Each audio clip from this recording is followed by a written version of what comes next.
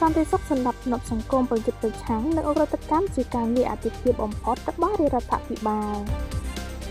សម្ដេចមហាបវរធិបតីហ៊ុនម៉ាណែតនាយករដ្ឋមន្ត្រីបានគូរំលឹកថាដោយមើលឃើញពីគ្រោះថ្នាក់ធ្ងន់ធ្ងរចំពោះសង្គមជាតិដែលបង្កឡើងដោយឧក្រិដ្ឋកម្មឆបោកតាមប្រព័ន្ធបច្ចេកវិទ្យានិងភាពស្មុគស្មាញនៃឧក្រិដ្ឋកម្មសម័យទំនើបមួយនេះដែលមានបណ្ដាញប្រតិកន្លាគ្នាពីប្រទេសមួយទៅប្រទេសមួយរដ្ឋាភិបាលនីតិកាលទី6នៃរដ្ឋសភា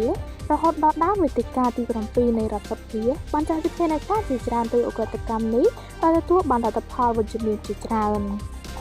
កាលពីប្រឡប់ថ្ងៃទី13ខែមករាសម្ដេចធិបតីបានបញ្ជាក់ថាការសម្រេចចិត្តរបស់រដ្ឋាភិបាលនីតិកាលទី7នៃរដ្ឋសភាក្នុងការកំណត់ថាការប្រយុទ្ធប្រឆាំងនឹងឧក្រិដ្ឋកម្មគឺជាកិច្ចការអាទិភាពក្នុងរបៀបវិរៈនយោបាយរបស់ខ្លួនគឺពុំមែនជាការចែកដានឡើយសម្ដេចធិបតីបន្ថែមថា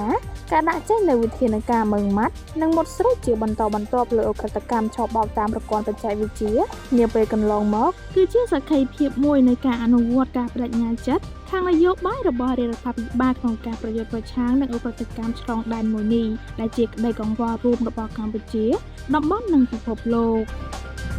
បើតាមសម្ដេចធិបតីសន្តិសុខនិងសន្តិភាពសង្គមនិងការប្រយុទ្ធប្រឆាំងនឹងឧក្រិដ្ឋកម្មគឺជាអាទិភាពមួយនៃគោលនយោបាយរបស់រដ្ឋាភិបាលដើម្បីធានាការរស់នៅសុខសាន្តរបស់ប្រជាពលរដ្ឋហើយការប្រយុទ្ធប្រឆាំងនឹងឧក្រិដ្ឋកម្មឆបោកតាមប្រព័ន្ធបច្ចេកវិទ្យាគឺជាចំណុចដ៏សំខាន់នាពេលនេះបន្ថែមពីលើកិច្ចខិតខំប្រឹងប្រែងលើកិច្ចការអាទិភាព